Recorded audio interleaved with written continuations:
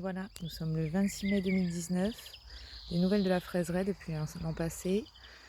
Alors cette année, elle a eu encore moins d'entretien, parce qu'on n'a pu venir qu'une fois par mois. On était venu il y a 2 semaines quand même. Et il y a 2 semaines, il y avait une dizaine de fraises qui étaient rouges. Et là, ça y est, 26 mai 2019, c'est parti. Donc on peut voir que la fraiseraie, elle est toujours aussi productive, avec toujours si peu d'entretien.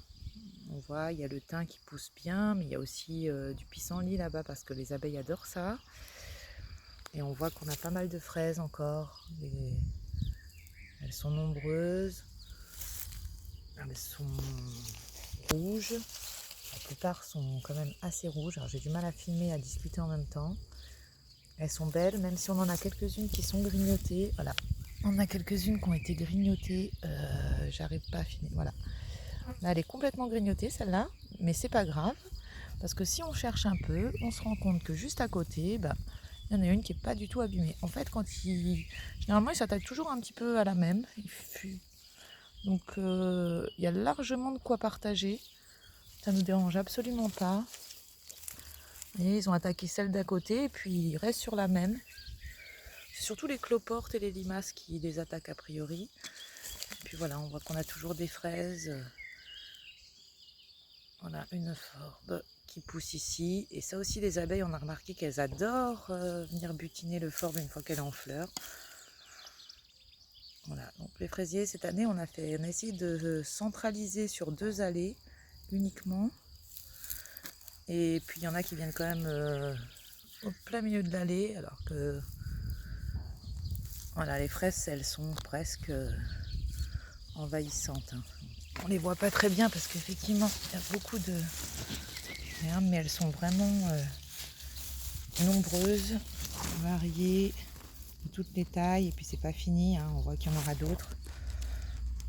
Voilà, on s'est un peu laissé envahir cette année par Ranunculus repens, une espèce de bouton d'or. Mais ça n'empêche pas les fraisiers de pousser. Généralement, même, ça les protège.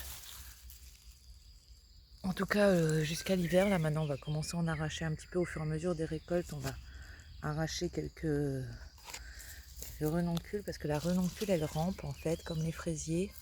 Et elle a vite fait de nous envahir. Donc, des fraises, on voit qu'il y en aura d'autres. Il y en a qui ne sont pas encore rouges et puis il y en a qui sont très rouges. Alors comme on en avait beaucoup, celui-là par contre il avait eu un petit coup de chaud. Ensuite il était mal paillé, il est tout petit. On a essayé d'en mettre ailleurs. Ah, voilà, on en voit une encore là. Donc vous voyez, il y en a une encore là qui est grignotée. Et puis juste à côté, on peut regarder l'autre. Je suis sûre que voilà. Donc celle-ci est grignotée, mais pas celle-ci. Donc il faut accepter de partager en fait. Ah, là, il y en a des grosses qui sont cachées derrière le thym.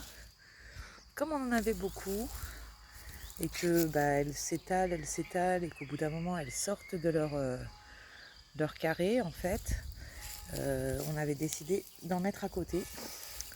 Et donc on en a mis cette espèce de petite butte à côté. Et là on voit aussi que pareil, ça c'était et celle-ci commence déjà à faire des stolons. Donc voilà.